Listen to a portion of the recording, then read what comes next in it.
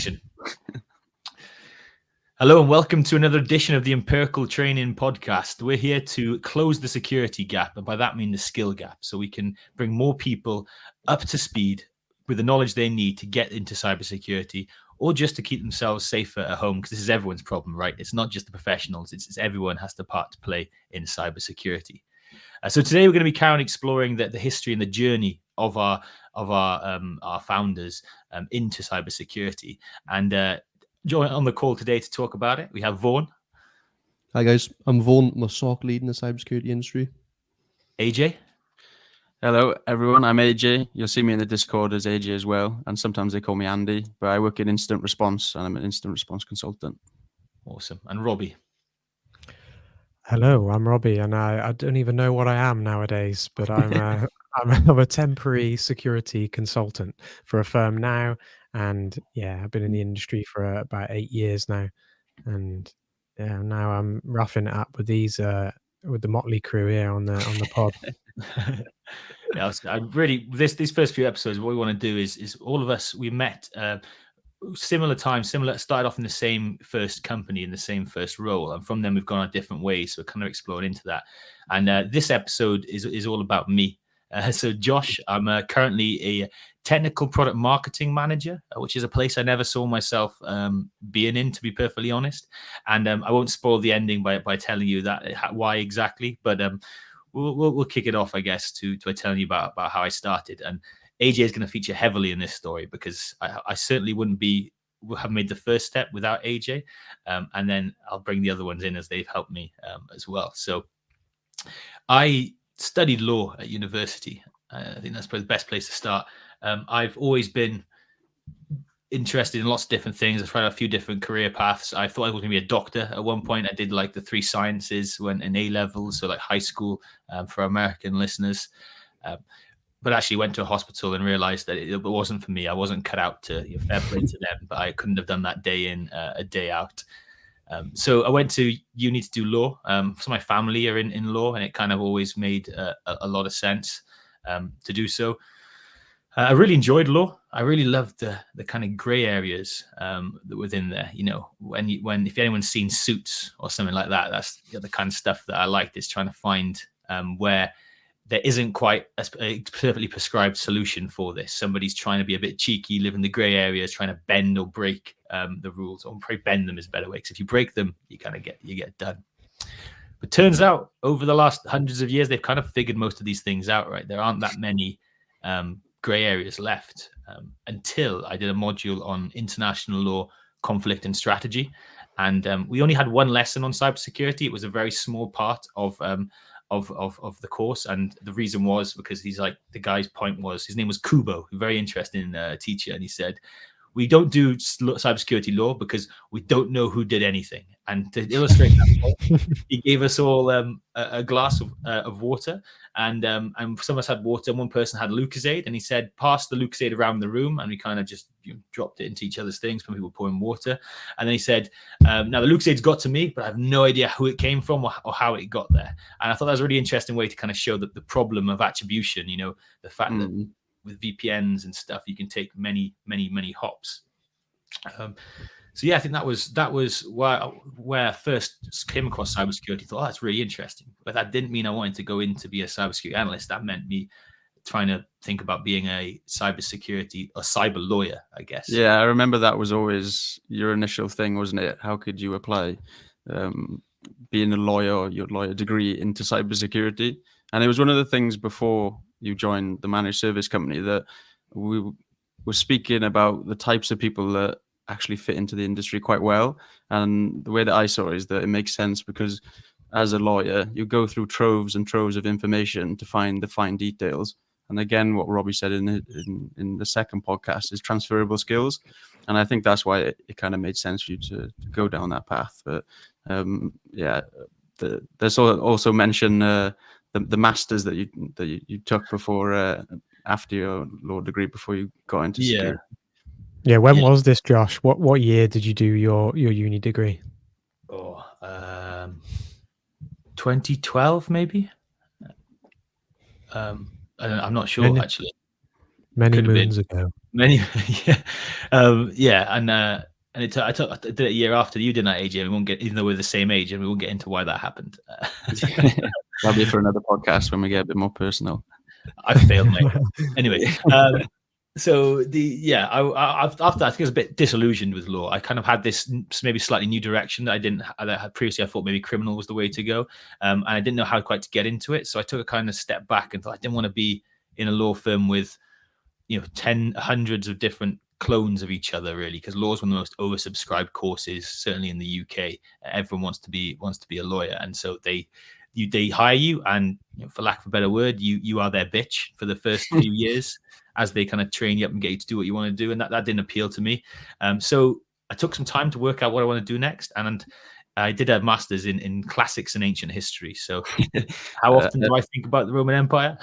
Yeah, all the time. I think Every day. that's one of the great things that, especially about your journey, Josh. It's one of the most varied journeys there is, and I know mostly as well because, for context, me and Josh have known each other since we were about 3 years old. So I've known Josh's journey and what he's gone through, and some of the, like, for him to get into cybersecurity was one of the most varied paths out there. And I think it's important for the listeners to know that there isn't just the standard path, and there is many, many ways that you can get there. And I think what Josh, even what he learned in his ancient history classes about dragons, that still helped him get into cybersecurity. Yeah, you really can apply anything to what you want to do if you think hard enough about it. I think.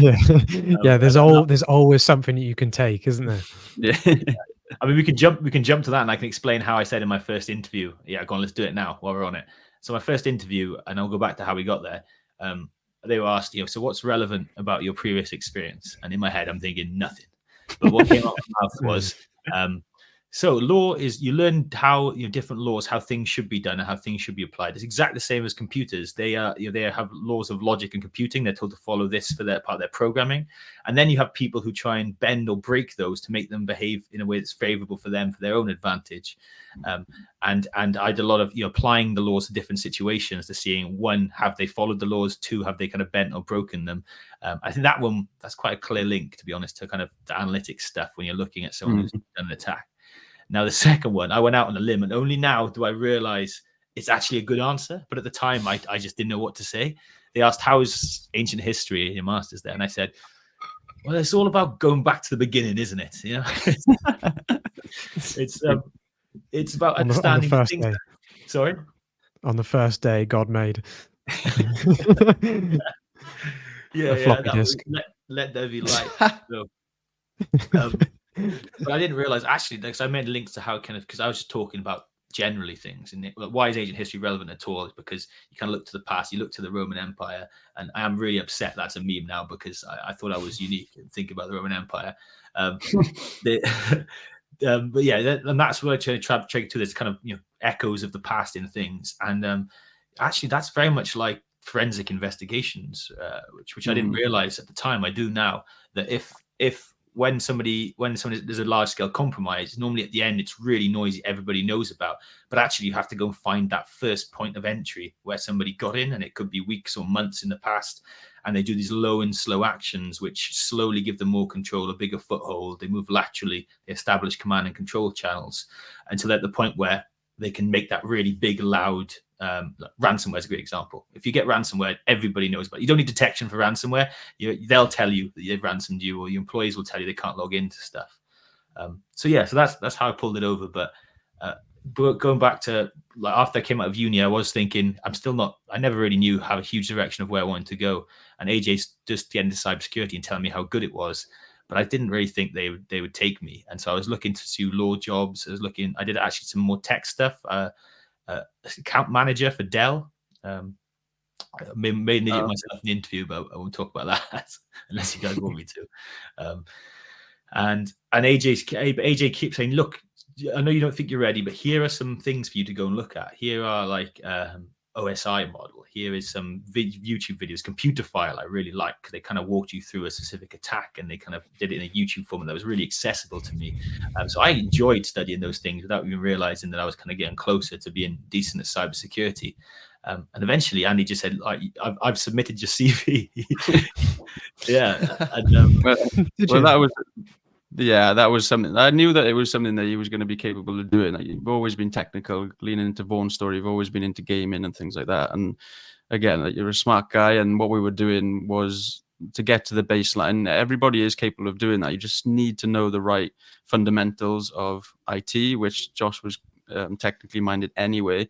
And then he just needed the fundamentals of networking and the fundamentals of cybersecurity. And similar to what Robbie mentioned in his podcast, where we discussed his journey, is that he just needed somebody to give him pathway and give him kind of a curriculum to be able to get there. And I'd only just started out, so I didn't know much either, but I knew what it took to get into the job. So I just tried to help relay that to Josh, and give some insights into some of the information that I sent over. Was it kind of was it helpful, or was it too much at times? Or no, it was great. To me, you look like an absolute sensei at it. I'd always known how capable AJ was. He'd get in first in all of his stuff, and we joked about him being a bus driver, but I'm sure he'd been amazing at that.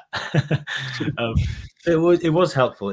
Actually, to be honest, the knowing where to focus, because it's very hard to kind of just Google things yourself and know if you're actually doing it right. But have somebody who's kind of say, look, I've tread this path, and here's what helped me, and not spoon feed. In fact, you refused to spoon feed me. You would never give me an answer. He would just tell me to go and look at something else when I asked these certain questions. And I needed an AJ. And I think one of the things that I'm really excited about in Pilker training is getting to be an AJ for all these other people who might not have somebody in their immediate life who happen to get into cybersecurity, because it just takes somebody to kind of give you a bit of direction. And if you've got the affinity for anything technical, Vaughan, I resonate with your story about the LimeWire and things like that. Obviously, I was downloading open source materials, not copyrighted things, but I'm going to reveal myself as well, because I was trying to crack them, copying in the cracks, and you see going through, like, compiling the different folders and parts of the software to try and find where you could insert this crack, which would remove all the kind of licensing controls, and in the process put in tons of malware on my machine.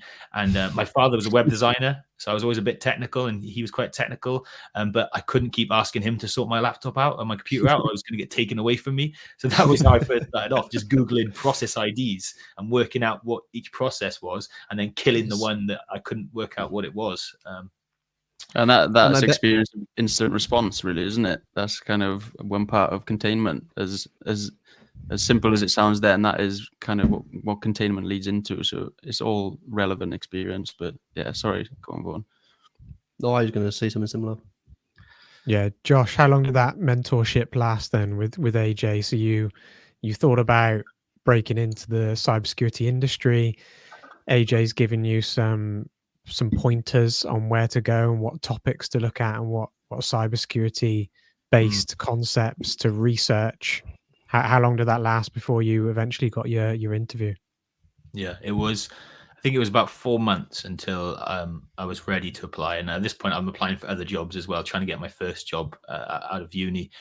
So I think there's a combination of AJ skilling me up and me also getting a bit tired with not getting a job. Like, yeah, well, another rejection can't hurt type of thing. So I had to do the tech test, because that was obviously the big thing. I was quite confident that I could do the kind of the softer skill stuff, but that's where it all kind of hung on for me, because I didn't have the formal skills. I needed to demonstrate them to them that I had them, and I designed a couple of websites. My old Halo clan have a website on there that's still online.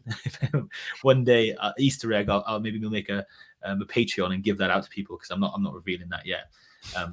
But if you can find it and send us the link, then that's a challenge for you. Oh, I'll reward anyone. I'll give you a $20 Amazon voucher if you find that website, and then you haven't already shown. That's some great docent.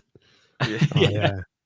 You deserve a job in cyber if you get that. I was into the interview, passed the tech test. Thanks to AJ telling me, here are the things you need to study. Not here are the answers by any means, but he was very focused on, okay, now we're leading up to this. These are the things to focus on. So he kind of, that was very, very helpful. Probably a bit more of an advantage than I should have had, to be honest. But hey, that's life. And then I started, and I sat next to Robbie on my first day, and he said, Robbie, here's your mentor. And to be honest, I looked at Rob and I thought, he looks a bit more normal than the rest of them. Maybe I'm going to be like reassured. Yeah, I can remember when you turned up, and I was just like, "Oh, there's another one like me. Nice." Yeah, and Rob was invaluable, like, because he was giving me the he's kind of, you are very flustered whenever you start any first job, in cybersecurity probably more so. And it was here. Rob's very methodical. Here are the things you need to do. Here's the kind of order you need to do. Here's the process, and then whenever I had questions about things, he'd either kind of point me to direction, or he'd say, "Hey, go ask this person because this person knows all about that." And so that was where I learned the most. That having those people around who were always willing to share resources, share experiences. Pete was a great one. He always had the cheat sheets and always had a memory stick full of stolen education material. Yeah, shout out previous Pete. Yeah, he'd always That's have not his that. real name, of course. So that was the first. It was log review, which we talked about quite a lot here, and it was hard work. There is a ceiling within log review, right? Initially, it's really difficult, and you're going through things. Eventually, you feel like you're kind of hitting that ceiling, and it becomes very monotonous. And there isn't a lot of extra time in the day. Rob, you mentioned this, that we were almost non-stop trying to find toilet breaks. But what sometimes I'm very good at multitasking. Well, that's not true. In certain ways I can multitask, and listening to videos or podcasts while I'm doing something works really well for me. So I watch so many Black Hat conference talks. Basically any cybersecurity talk, and RSA, anyone that I heard about, I would go and Google and go on their YouTube channel and just go through the whole playlist, watch hours and hours and hours of it. So that was really helpful to kind of push me on to the next level, which came a few years into it, I think. And so that was the network security team. So now moving on from the log stuff, network is there's a lot more visibility you get with network. Logs are essential, but they need to be complemented with network. For example, you can't see the response to a web request in a log. And you can't even see the request if they do a post request rather than a get request. So most attacks are done over the internet, right? They're web exploits. So it's super important. And that's where you're looking at the live stuff, the actual point of entry exploits. So again, bricking myself. But fortunately, I got to sit next to AJ, who was the guy who got me into it, because he was already in that team for about 4 weeks, wasn't it, AJ, before you moved on to your new big bank job? Yeah, it was. Yeah, so it was quite funny because, like I said, me and Josh have known each other since we were 3 years old. So it was quite funny walking into the office, or for the first time when he started in log review, and seeing him there with everybody that I just was working for as well. And then I moved over to the network analysis team, and then Josh moved over to that team. So that was a fun point in time. It just happened that I was only there for 4 months, but we got the chance to sit next to each other. And again, I make it sound out like I was teaching him everything, but that's not the case. That Josh was also teaching me things as well. And I think that's important to note, that even though you're going to feel like a newbie when you start this company or even a new team, you are going to be able to give stuff back to the people in that team. So I appreciate the praise, but Josh definitely knew what he was doing. Everybody just needs that prompt, and I think that was a good time in that team. With your transfer over to this network analysis team, Josh, was that they kind of handpicked you to go over, or did you put out that you wanted to join this team, or was it just like a natural progression?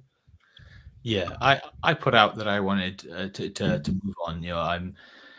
I was at that point in my first job. I haven't got a house or anything like that. Money wasn't so much important for me. It was just exposure. I really wanted to be exposed to new things, and I didn't want to feel like I was. I didn't want a job to be comfortable with, like a 9 to 5, do it very easily and never have to worry about it, zero stress. I need to be uncomfortable in order for myself to thrive, or I quickly become very, very relaxed. So I want to be exposed to new things. And I think there was one point because I had a few managers, and some of them had gone through, and I remember being at the very end of my tether at one point in a one-on-one, where I literally said, I think I've made the wrong decision coming into this industry. I should have gone into law, because I just feel like I'm stuck here now. It was great coming in initially. And maybe I was pushing too early. You have to be patient with these things. That's something I've realized as I've gotten a bit older. I think when you're younger, you don't realize that the opportunity has to come along as well as you have to push for it. But yeah, it was fair play. And we've mentioned Des a few times. He was my initial manager, and he did put in a good word as he left for me as well. So I was next in line to kind of move on to, and fortunately the manager didn't disagree with that when the new one replaced him, so put me over. Yeah, and I think So that's sorry. I was just going to say this. So what? When did you move over then? Have I already left? I can't remember. No, you were still you were still in Logview. You were going for the team lead role. Yeah. And it had been overlooked a little bit, kind of annoyingly, because Rob run the team, and they put new managers in, and as they were learning, Rob would just run the team still, and it was like, why don't you just give it to Rob? Yeah, I can remember even me walking in there sometimes to that other room with the guys in Active Watch and feeling a bit scared, and I was genuinely a little bit scared to even apply. I don't know, for fear of rejection, or I guess it was just fear of rejection, thinking that I wasn't good enough, and that might have stemmed from me just thinking that I'm not as experienced as everybody else because of the path that I took. But yeah, that took a long time for me to gain that self-belief, and I'm not sure if that was the same for you, Josh, because we didn't take that traditional route. It took a long time for me to get respect, but then also for me to respect myself in the industry and think, okay, yeah, I'm supposed to be here now. Yeah, no, and that's very valid. Imposter syndrome, I still feel that on a regular basis. I think if people don't, then it's kind of reckless, to be honest, because you just kind of check yourself a little bit here and there. But I remember I also was pushing for a certification, was what I really wanted to do, because I know you'd done the SANS GMON, which was SANS are really high accredited certs, and often done by professionals who are in the industry. And I wanted that, and I was still fresh out of uni, done a master's, so I was like, I can study for stuff, I can make that happen. I don't know what it was. There was no budget for it or something, or we were undergoing some changes that it wasn't going to happen anytime soon, which is why I kind of pushed aggressively. I just needed something. If it wasn't the cert, then I had to be learning in some other way. What part of when you moved over after into the network analysis team that kind of you decided to stay in the industry, because you obviously were umming and ahhing whether to move? Did that satisfy you moving into the network analysis team, or did you still have a bit of some worries about it? I mean, I still had that idea that I wanted to be a cyber lawyer in the future, and I've actually somebody, a colleague I work with, pointed out that only recently have I stopped saying that's my end goal. So maybe it's not anymore. But that's been me for the longest time. But I think I felt a lot more important for what I was doing, the work I was doing. This is something I always point to with cybersecurity, is that one of the engineers once said to me, he was a European guy, I'm not trying to do his accent, but he was like, the world needs clean energy and clean air and clean information, and we are part of the third one. And I always like that, because I always, the law thing, I kind of think I wanted to do that because I wanted to do something a little bit noble. I even wrote my personal statement to the uni saying, I have always loved superheroes. That was my opening line. So I think it felt good to be good and terrifying to kind of watch these hacks happen in real time and get to make some sort of an impact. And I really love that it was constantly evolving. Like when we got into the threat hunting pieces, I really enjoyed that, even though at the beginning I was the worst threat hunter, but I would just tag along with all the good guys and kind of watch what they were doing and pick that up slowly. And then I was starting to find my own pieces, and that was super rewarding, even though you're spending hours and hours. And I never realized how valuable it is actually when you don't find something to document it, because I was never documenting, because I thought I'd look like an idiot not finding things. But actually, that's just as valuable to say I haven't found anything here. But then when you do find something, it's very exciting. So yeah, I really enjoyed it, and I think that probably I was there for a good few years. I went up. I was in a kind of Monday to Friday role rather than a 24/7 shift, because I used to go 6 a.m. till 3 p.m. and I was in like a 9 to 5. I was kind of like a quasi leadership role. Actually, that's when I met Vaughan. So I did a few bits with Vaughan at that point. Oh, so you moved into the network analysis team, and you obviously built the basics there, and then you moved into a more senior analyst position. Then was it? Yeah, it was senior analyst position, but also I was there. I was like the point of contact for a lot of them too. So And I think I have always recognized where my limitations are with the analysis, and I was never the best analyst, but I would work really well with people. And there was someone, Louise, fantastic person, got on really well with her, and she had all the things I didn't have. She was super analytical, super like in the weeds and in the details. Like you couldn't even say something that was slightly incorrect, she'd call you up on it.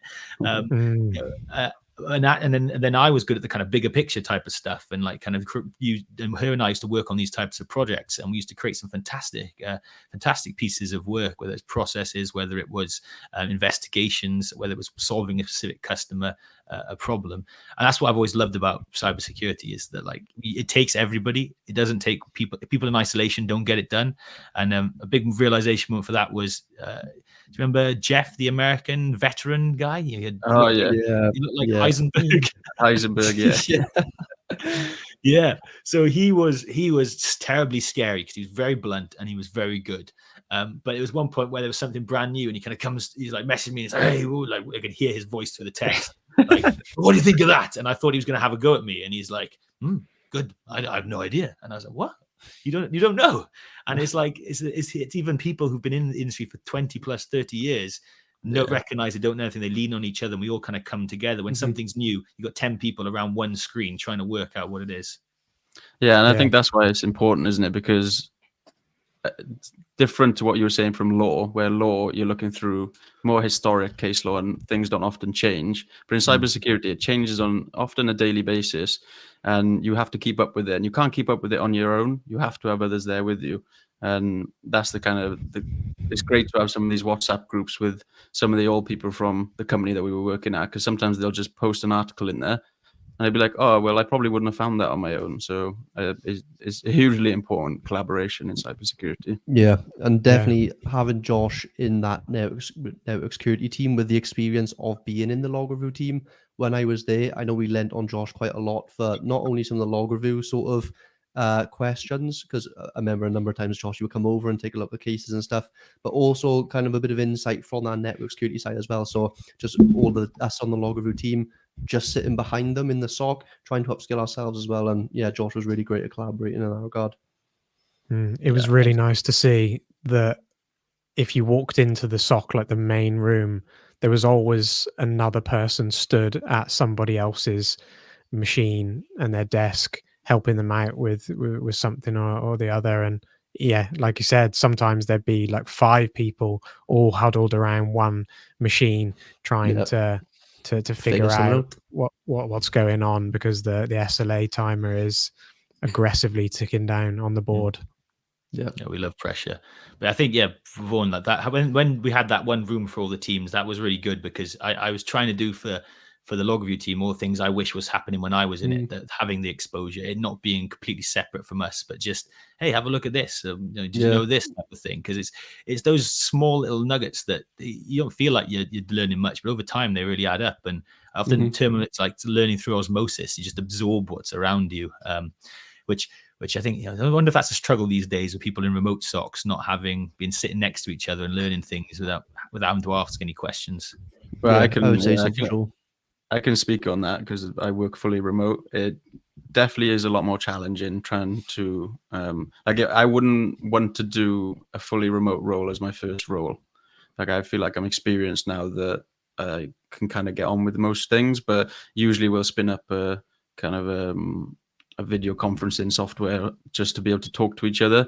But it's definitely not the same as sitting down with your colleague and going through it and saying, oh, what would you do on this stage? What would you do at this? Here's this log message. How do you interpret that? It's, as much as remote working, I love it to bits. I wouldn't have wanted to do it when I'm first starting out in my career. And I think being able to do what we did, it was the best place to be.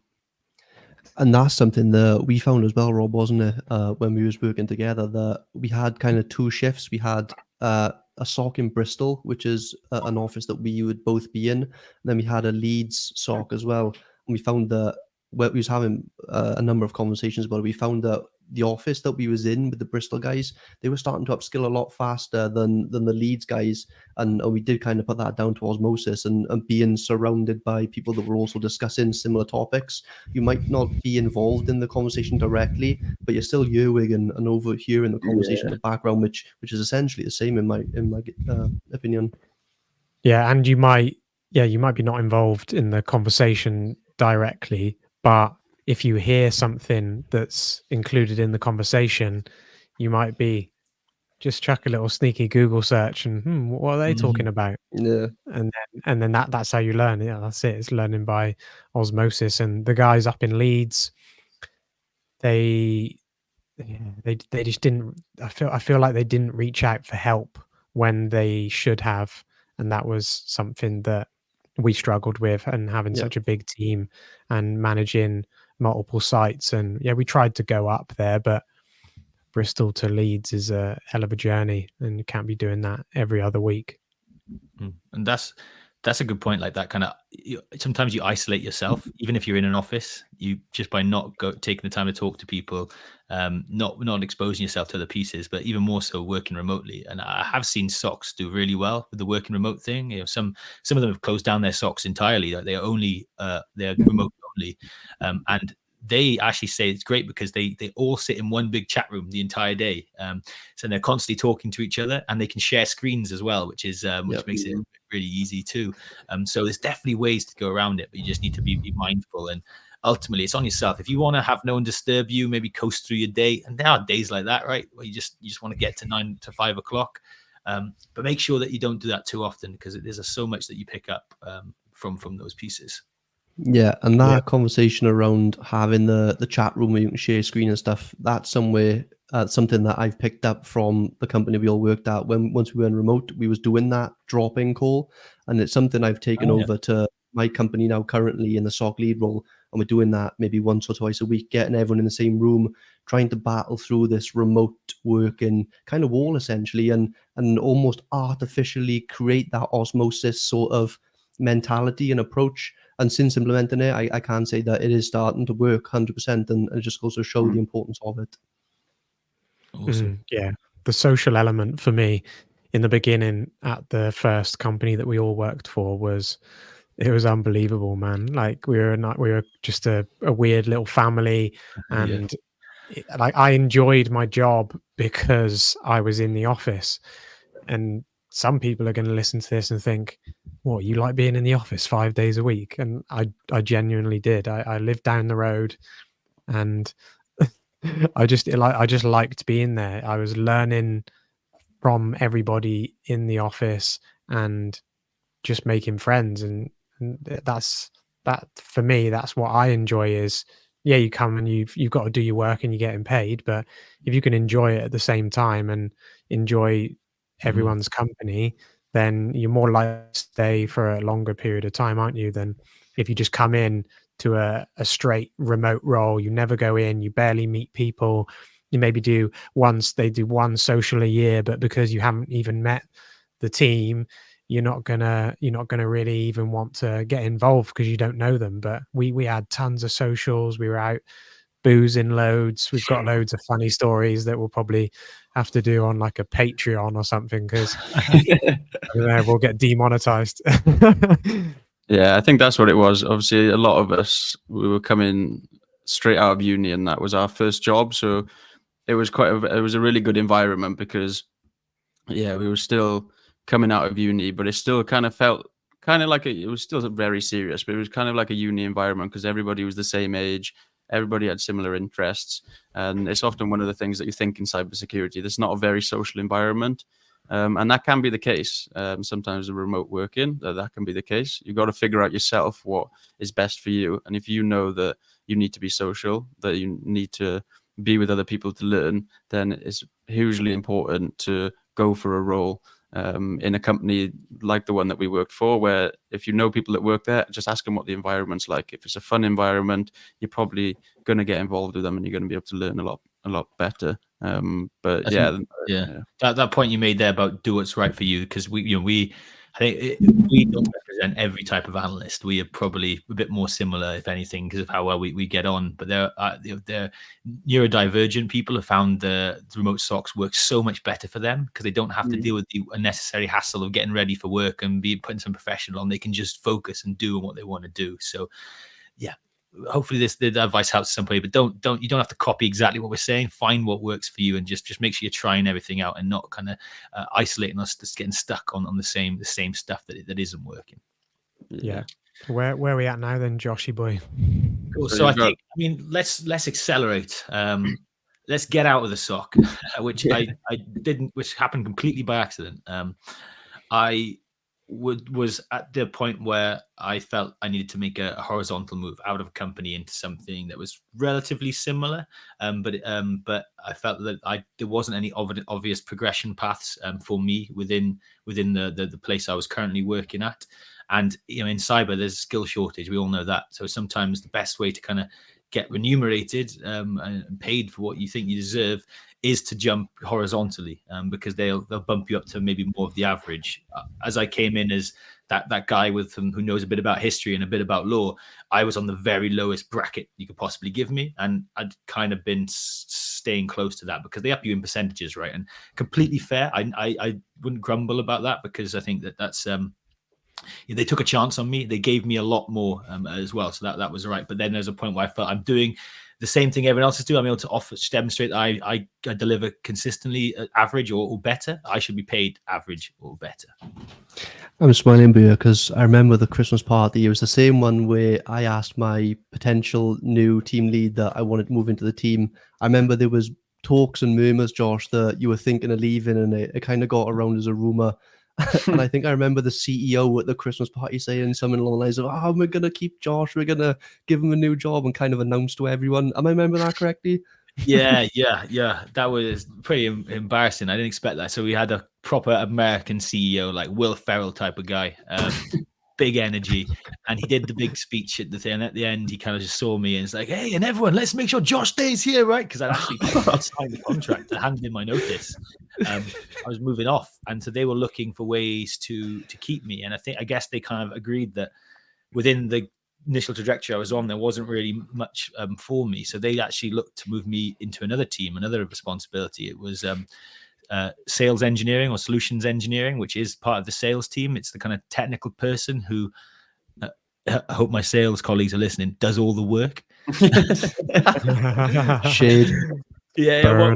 Yeah, I'm joking. I mean, obviously, they do stuff that I could never do. They build the relationships and they make sure they do all the legal contracts, whatever, and they're the people ultimately get the sign. But without the sales engineer who comes in and says, "This is what we actually do, and this is how we can actually do it for you." For me, that's the most important. But I guess that's because I'm technical, right? So I was going to go to a consultancy firm. I'd signed the contract. I was dead set on it. I was doing remote forensics, so kind of more into the threat hunting side of things. You would be parachuted into companies that have been breached. You just grab all the hard drives or disk drives, whatever you needed to, and then go through them to work out the entire scope of the compromise. And I was terrified of that job, which I thought for me made me feel that was the right decision. Something I was really scared of doing. It was going to be really hard. Was where I needed to be. But I also, when they offered me this solutions engineering role, this was something I'd never considered. It's not something I thought was even in reach. And so that took me, I made sure I've always considered every opportunity that comes your way. I take almost every job interview that comes my way just to hear what they have to say because it's interesting. That might worry some of my employers, but it's interesting just to understand what opportunities are there and to be prepared for them too. And that's certainly what I did. I spoke to some of my colleagues about my options, what I was looking at. I remember I had a very blunt conversation with the head of deployment, who I kind of described as everyone else has been quite tactical, soft. The sales guys have been trying to butter me up because they wanted me to come and work alongside them. And she just said, "It's a no fucking brainer. Do the sales." What was the reason for it being a no-brainer then? Compared to the kind of the more technical role in the consultancy that you could have gone down? Yeah. So what she was saying was, he said a lot in that few words, is that consultancy job, the forensics job, I had all the credentials for, and I could get that again somewhere else. What I couldn't get again is a shot at being a solutions engineer. The only reason they trusted me because I'd worked the product, I'd done the service, and they knew enough about me that knew I could represent myself well. But they were still taking a gamble on me because I had no experience, and it's not the easiest of roles. So I think that's why it was the right one. And if I'd failed at it, I could have come back and gone back into the forensics.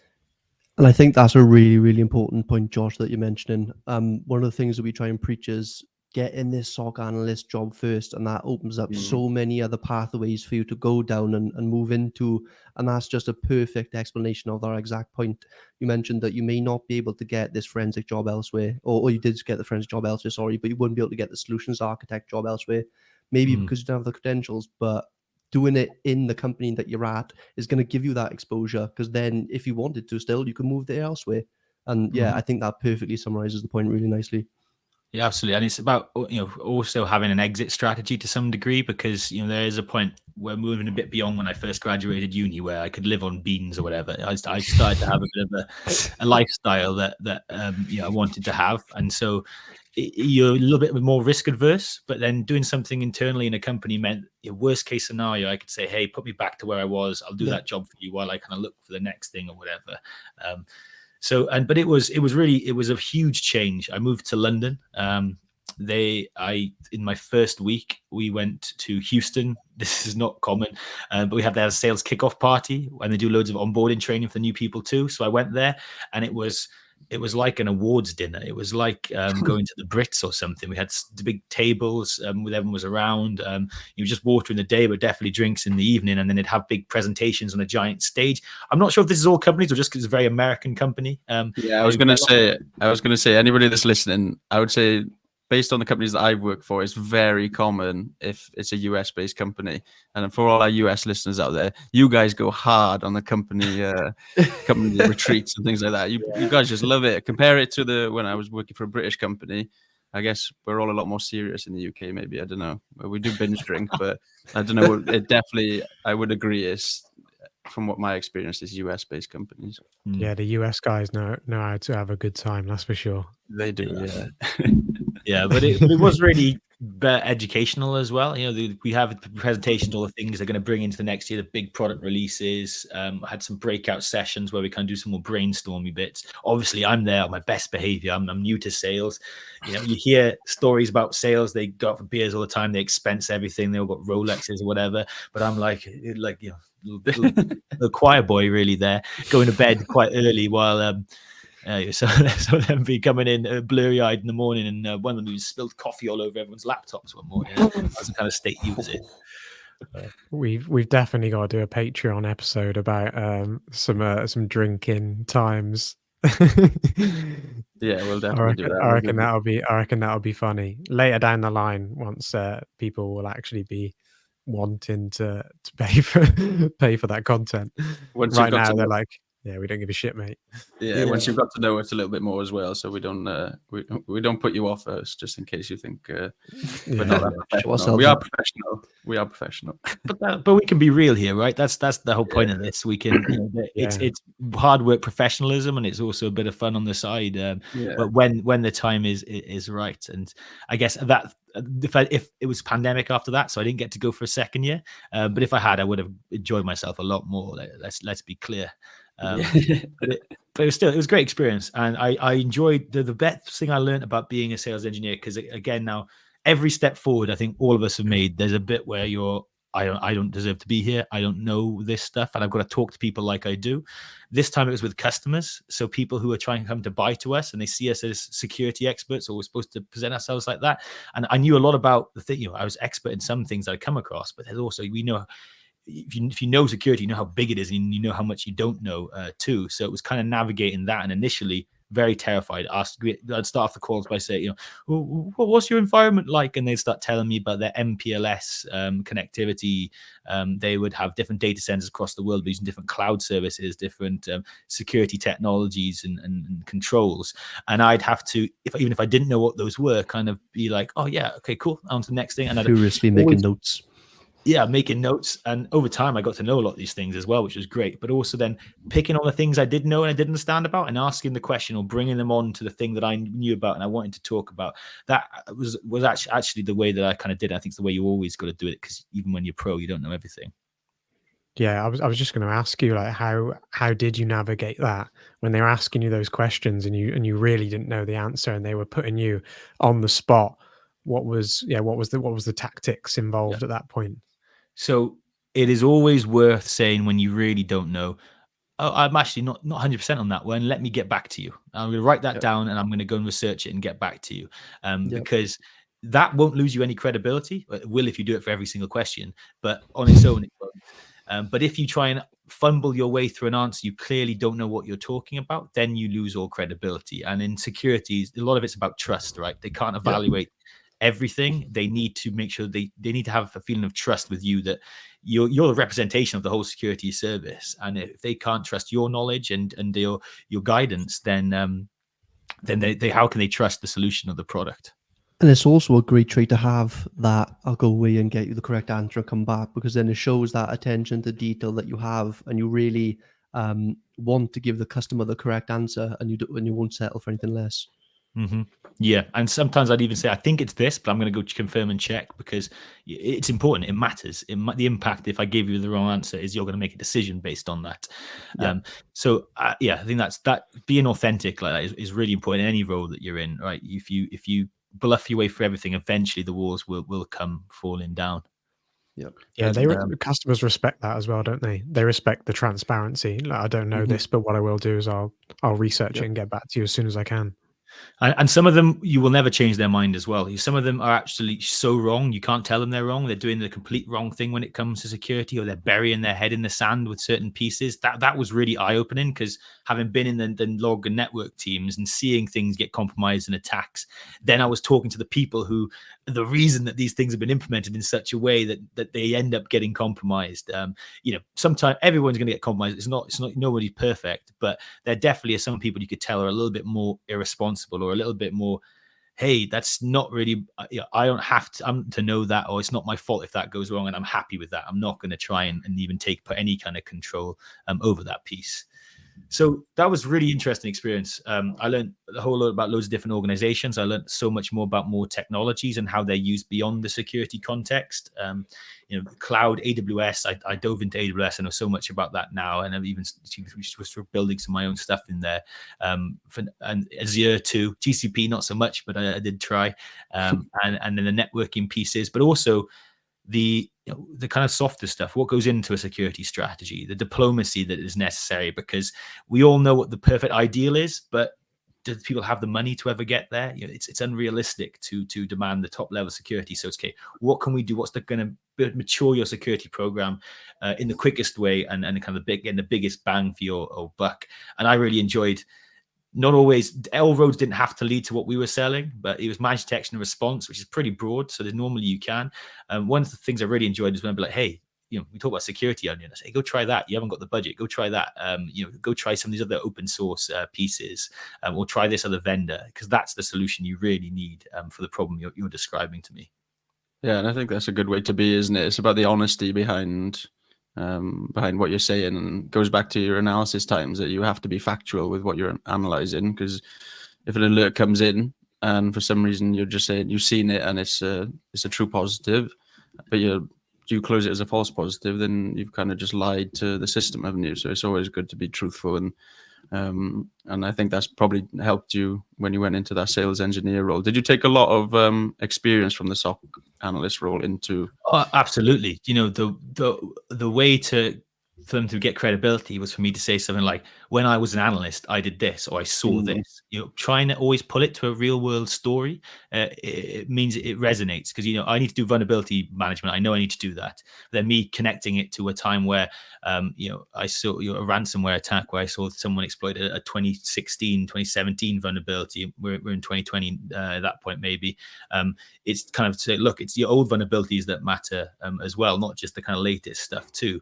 So that kind of context is really helpful for people, and that's actually probably brings us on to what I do now, because a lot of what I do now is more about the storytelling elements, trying to bring technical concepts and principles into a way that can be consumed and digested by people who aren't technical, people who are technical too, but also just even then, it's not, we're not evaluating product manuals and documentation. We're evaluating kind of the messaging, the solution briefs, the challenges and pain points that you're solving for.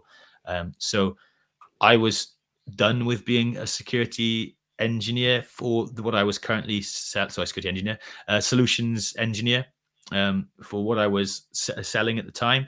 I felt that it was the same conversation all the time. I was doing the same demo. Sales is snakes and ladders. When you either get to 100 and you get a big prize, commission is nice, but or you get sent back down to level 1, and you start it all over again. With the next person. Even if you do get to 100, you still go back to step 1 with the next people. So it got a bit repetitive, and that's when I looked to kind of do something else. And I was looking all over the place, trying to maybe try and sell some different solutions. Actually looked at a lot of the kind of Microsoft suite. I like what they were doing with Defender at the time, and how it kind of spanned identity, endpoint, cloud, email, and so on. But then internally, I kind of always let your manager know when you are getting that, and you're starting to look. It's something I only learned after that experience of signing a contract and having to go back on it. I realized the correct way to do it is saying, hey, I'm at a point now where I feel I need to progress and move on. I would love for that to be internally, but if it's not, I'm going to consider opportunities elsewhere. And they would much rather you tell them at that point, because it gives them time to go and see if there's something they can do. And sometimes there's not. Sometimes they say, look, this is all we can do for you. I'm sorry, type of thing. But at least they've had enough runway to ask the people above them or in different areas if there's an opportunity for yourself. And so, because I did that, I was presented with a couple of options. Internally, again, I actually haven't left the same company because of this. And it was a product marketing role, which, again, same. When I heard sales, I repulsed. When I heard marketing, I repulsed. It sounded awful to me. But I had done some stuff with the product marketers already. I'd done like SOC stories. So I kind of told the story that we did when we were in the SOC of what happened, and done it on a webinar. And he'd always said, hey, you can do this. You could definitely do this job. So that guy was actually leaving, and he was like, you should apply for this. You should give it a shot. And so I thought, same before again, I thought, if I don't like marketing and realize it's not for me, what have I lost? Nothing. I've gained some new experience. I've kind of tried something out. Actually, this is my favorite one, boys, because I get to dive into different stuff all the time. It's always fresh for me. I get to kind of become not quite an expert, but I try to get as much knowledge as I can about a certain subject, create a piece of content or do a campaign around it, and then I move on to the next piece. And I really enjoy the enablement piece as well, telling people about it and educating our sellers or anyone else who wants to know. Yeah, and I think that's important, isn't it? Because you've gone from a SOC analyst into sales, now into marketing, and it just kind of shows the stepping stones that are possible in the cybersecurity industry. And again, you do need the fundamentals. That's why, again, as Vaughan said, it's important to build the go down the SOC analyst route, because you do get a lot of technical skills. But even if you didn't go down that route for any reason, if it wasn't what you thought you wanted to do, you could transition from the role that you're currently doing and apply that to cybersecurity. And say if you're in product marketing at the moment, maybe there's a product marketing cybersecurity job out there where we still recommend knowing the fundamentals so you can really apply yourself in that new job. Yeah. Great point, because I'm actually skilling someone up in January who's come from product marketing role, who doesn't have any security knowledge, but is great at product marketing. And so yeah, that is a real world example of that happening. Yeah, I think the universe has a funny way of figuring itself out. You've had a really cool journey, and I think that you're in the place that you really should be now. And I just wanted to give you your flowers, man, because when you turned up to the place that we all had our first start, you were in the same position as I was, and I had like zero experience, but you quickly rose up the ranks and got your respect just off me anyway, and I'm sure off these boys, and really solidified yourself as a valuable member in any team that you've been in. And yeah, you're the perfect person for that role. So, that's actually made me I felt a little bit of something there, Rob, because it's a full circle moment, really, isn't it? From day one, having Robbie as my mentor to where we are today. Yeah, you deserve it, man. Thank you. And in terms of, do you know the marketing role that you're in now, how do you keep up to date with what's going on? Because it's a lot more high level now, and you often probably need to know more than what maybe a typical security analyst would need to know day to day, because it's so broad. Yeah, I need to keep a good finger on the pulse, quite broad set of topics. paying attention to what the media is talking about, which sometimes isn't actually the most important cybersecurity thing that's out there. But I still have to be aware of it because everyone's going to want to talk about it, and it's going to get, it's going to get picked up by news sites or whatever. So there's an element of that. It's really an element of the main thing really is making sure I still have touch points with all the teams that I've touched before. So I still work closely with the threat intelligence team. I still work closely with SOC. It's really helpful. The people who I know personally, like Jamal, I still hit him up very often and say, "Hey, I need some of this," and he even helps me out sometimes with some presenting responsibilities. So yeah, it's being open.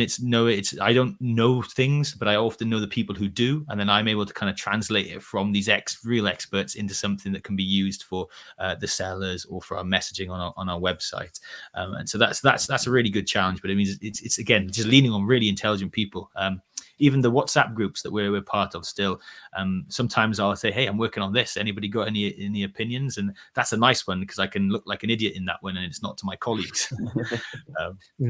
Yeah, it's a whole different, and I got to do competitive analysis as well. So I got to know what other competitors are doing. I got to know the technological developments where our customers might want to go to, and threat landscape stuff too. And I'm always learning the marketing side. It's some of it's kind of common sense, but there's also a lot of pieces I've had to understand and pick up, and I've had support from specialist marketers as I've done that too. And I think leaning into that as well, the role that you do a lot of public speaking these days as well, don't you? Probably that's one thing that people don't expect that you might end up doing if you start a SOC role, but that's kind of what you've transitioned into, the kind of the front of house side of it, going to conferences and things like that. So again, if you are out there and you're thinking, the SOC role is not really for me, I want to go front of house, then you could go down a similar path that Josh did. But how do you find going to the conferences and getting to meet up with people and things like that? Is that a beneficial part of the industry, would you say? Yeah, I'll enjoy it. And it's the same thing as all those new responsibilities you had to do in security. The first time I did a talk, I was terrified. Why do people want to hear me talk about something? And then you're talking about it and they look and they're really nodding, they're asking the probing questions. You're like, oh, I actually do know a lot about this, that it's worth what I have to say is worthwhile, which I think that was a bit of a revelation initially. But if anybody's in the security role or wants to in the future wants to do some other stuff to big up their brand, it's not for everybody, but any company you work for will be more than happy to put you front and center if you have the capabilities to talk about this, right?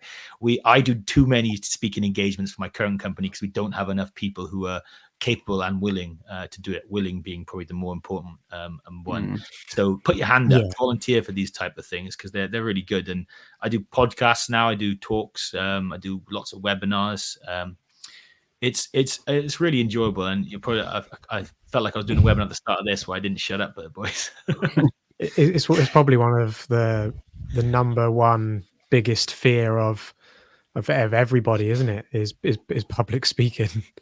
It's so difficult and it's so scary because you immediately go into that fight or flight mode and thinking that what you're saying isn't valid and people are gonna laugh at you, and yeah, it's scary, man. How did you get around that? How did you get over that hump of being terrified in the beginning and then building up that confidence? Yeah. So, I think to be perfectly fair and honest, I don't have the same hang-ups for public speaking that maybe other people do. I've always had a bit of an affinity for it. That's why I went into law. I did lots of like law competitions. In school, it was always, we need somebody to do this. So there's nobody quite obvious. Oh, Josh will do it. I was in our school production of Hairspray as the male lead, even though I couldn't sing or really act because I would give it a go. And you were the radio DJ for our school as well. So yeah. I won a Sony Radio Award, boys. Nice. Greg James gave him a radio award. I should get it framed. Damn. The best You got to drop the music emojis in the comments. Yeah, I was a wedding DJ at 17 as well. That's another conversation for another day. But yeah, the talking stuff. I mean, it's about everyone has their own different style, and I've worked with lots of different people where I might be the mediator, particularly security analysts. And normally, if you can get somebody talking about a topic that they're passionate about, that they enjoy, they fly, they excel, and it's not a problem at all. And so it's about having people who are going to help you, pull you to then kind of make you realize, hey, it's not that scary when you kind of, it's just me and you type of thing. But I do get, don't get me wrong, I do get nervous every time, right up until I have to do it. Literally, if I'm, there's one really interesting one I did in Leeds, which was in an old church that had been converted into a data center. And sometimes churches have like 2 levels of seating. So they'd filled up the whole bottom floor of the church was a data center, and there was glass on top, and so it was basically a glass stage where I was standing on top of the server stacks, and then people were sitting around me, and I walked out onto there and I was like, oh, I've been bricking myself seeing the other speech talkers go, but as soon as I stepped onto that glass, I was like, nothing I can do now. That sounds unreal. Yeah. What a setting. You got I used to picky feel the for that same or for not? exams. Like if I would be so scared about, I got to revise, nervous. And 10 minutes before the exam, can't revise anymore. It's nothing I can do. Yeah. So yeah, I guess it's knowing when the fear is something that's helping you and driving you forward and something you can harness, not letting it become an obstacle. And then when the fear isn't going to help you, being scared just before you go to do a talk, being scared before you do a bit of analysis, isn't helpful. At that point, you have to just switch on and then do it. And then if you get it wrong afterwards, worry about it then. But in the moment, do it. And you mentioned, Josh, about not having many people that are willing to do these webinars and you having an affinity towards it. And we've spoke about in previous podcasts about kind of being your own niche and carving out your own lane. And with Robbie, when you mentioned on your podcast, your experience with the analysis of the football games, the soccer games, and transferring that over and having that as kind of your superpower. And then with Josh, you've mentioned about having your webinar experience and being able to talk to that point, and you've kind of now almost made yourself the go-to guy for that. So I think it just hits at the point of almost making yourself kind of an SME on certain topics to a degree, understanding what you're good at and then doubling down on that and making it known that you are the guy to go to or the gal to go to for those sort of things. That's a really good point. I think we've seen the evolution of each of us in these kind of talks, that initially we're saying to our managers, hey, you need to give us something more. You need to push us for this kind of development, whether it's a cert or exposure to something else. When in reality, as we've matured in our careers, we've realized it's on us to it's on you to create these opportunities for yourselves, whether that's by taking off on a side project or just identifying a new area that you can put your stamp on and do something different that's out of the kind of day-to-day core responsibilities. Yeah, you've spoken about it and touched on it a little bit, but why did you want to join the motley crew that is Empirical Training? Yeah. So, well, first of all, when AJ thinks I should do something, I tend to listen because you saw he's got me to, he doesn't like, he'll blush, but I think without AJ, I never would have had that first chance in cybersecurity, and I've loved being in this industry. The empirical training then is about helping out the people who don't have an AJ, who kind of need somebody to kind of give them a little bit of direction. The industry is screaming out for people. I think we've all realized that. Initially we thought we're never going to get in, and then when we kind of got in, we realized how they need good people, and those good people can come from anywhere. You don't have to follow the traditional path. I'm the perfect example of that, right? Probably I didn't think I was ever going to get into cybersecurity until I just before I did, and there was no part in my planning where I was leaning towards cybersecurity or anything even close. So it just goes to show that the doors aren't, you haven't necessarily closed doors when you leave them, but when you go through another one that's open, you can always find another door, another way to get to back to a place. So empirical, it's great to kind of share this stuff. It's great to work alongside you guys. It's really fun. And I think it's worthwhile. Talk about how we're contributing to clean information was the one thing that got me excited about cybersecurity. Now we're contributing towards the next generation of people who can we're not that old, but who can contribute towards the clean information and solve this problem, right? Because it's not going away anytime soon. And hopefully that doesn't mean we're the soldiers of World War III, but hopefully we can just keep organizations safe, keep users safe, and keep everyone's data and identities protected. Josh, thank you for sharing, mate. It's been a pleasure. Beautiful. I know we normally do the slogans, so I didn't actually say it. I was so sure I was going to say it, but the summary for me, which I didn't say, is Jack of all trades, master of none. That is valuable. Mine was going to be the Trojan horse. Oh yeah, To lean into your ancient history. yeah. And Andy brute forced his way into security. I Trojan horsed my way in and tricked him off. But, yeah.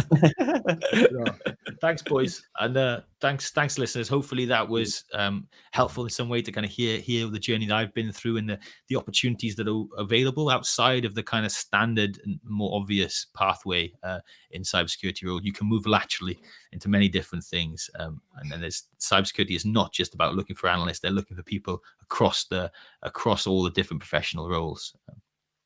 Yeah, and if you are looking to reach out to us and you are looking for an AJ to guide you, or a Vaughan or a Josh or a Robbie to guide you, we have a Discord. It's absolutely free. You can join it. Find us on Instagram, give us a message, comment on one of our posts. Or if you're watching it on YouTube, comment down below and we'll send you the link. And it's absolutely free. You can get in touch with us anytime you want. And we'll be there whenever you've got any questions and hopefully help you get into the industry. But yeah, thank you all. Let us know what you want us to talk about on these podcasts, and they are going to be released every Wednesday without fail. We promise. Yeah, we've done our journeys. What's next? We're holding ourselves accountable. What is next? Who knows? Find out next week. Yeah, thanks, boys. Next week.